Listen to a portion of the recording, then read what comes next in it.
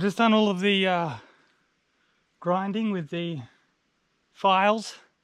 So now while it's on the ground, it's easy to get to. I'm just going to give it a bit of a spray paint on all of the bits we scratched. All of these edges here, they're just sort of scratched up.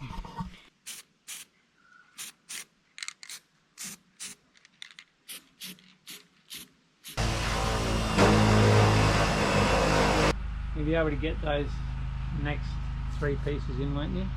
So finally got on another bit of tin. That bit of tin there that we had to cut out the black window section and this window section.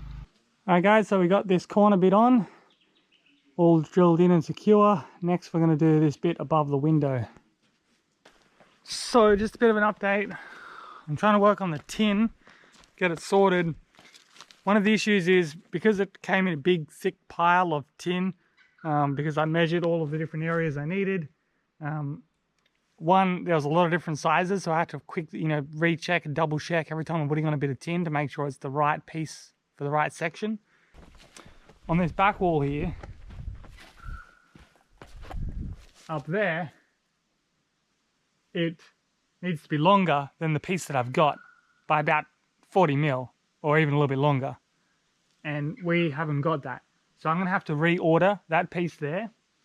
And then at the bottom, I also stuffed up because we put on the piece at the end there a little bit crooked. So when it came all the way down here to try and keep this edge along here, to try and keep this all straight without having like, a piece of tin and then an up step and then a piece of tin and then an up step, we decided to keep that line, go all the way through, but it meant that it is now lower at the bottom than I originally planned. I originally planned it to be sitting up here a bit, and now it's sitting down here, which means that the bit I had for underneath this window from there to there, which was cut to size, is no good anymore. So a few different things we can do. This piece, which was originally going up there, I can now use down here. I just need to cut it.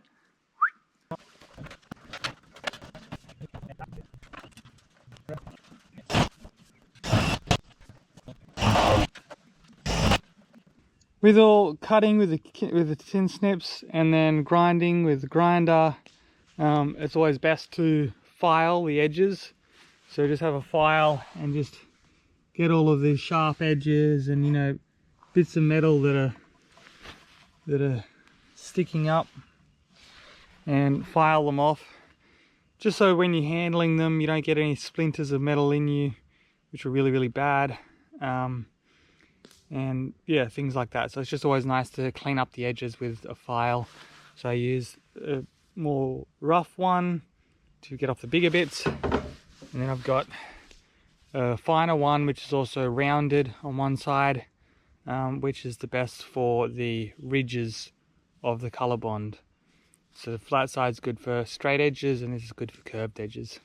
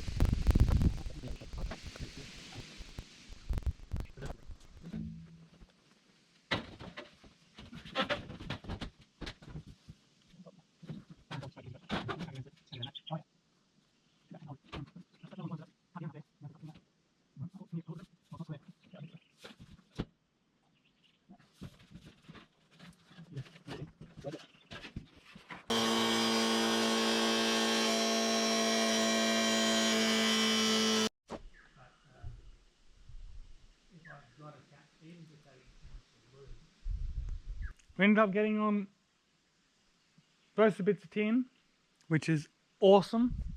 So as you can see here, the corner is showing, and that's all going to be covered up by a corner piece.